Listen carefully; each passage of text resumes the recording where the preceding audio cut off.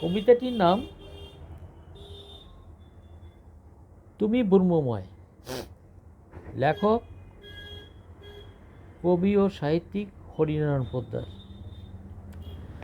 বিশ্ব চরাচরে প্রভু তুমি জগন্নাথ, দেখা দাও প্রভু তুমি ত্রিনাথ। তোমার মহিমায় আছি আমরা সবাই, তোমা ছাড়া প্রভু আমাদের এ জীবন বৃথা। তুমি সৃষ্টি, তুমি মিষ্টি, প্রভু তুমি বিশ্বময়। অনাথের নাথ তুমি সৃষ্টিময়।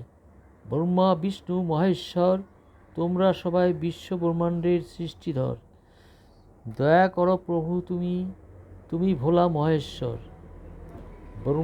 ব্রহ্মাদিদেব মহাদেব তুমি বিশ্বময়। তুমি গুরু, তুমি ব্রহ্মা, তুমি প্রভু মহেশ্বর। দয়াল ঠাকুর তুমি বিশ্বময়। বিশ্ব চরাচরে আছো প্রভু তুমি ত্রিনাথ। অনাথের নাথ তুমি ব্রহ্মময়। এই কবিতাটা আমারই লেখা। তো আমি জগন্নাথদেবকেও নিয়ে লিখেছি এবং এখানে ভগবান জগন্নাথ তুমি আমাকে দেখা দাও, তো এইসব নিয়ে আমার লেখাটা সবকটাই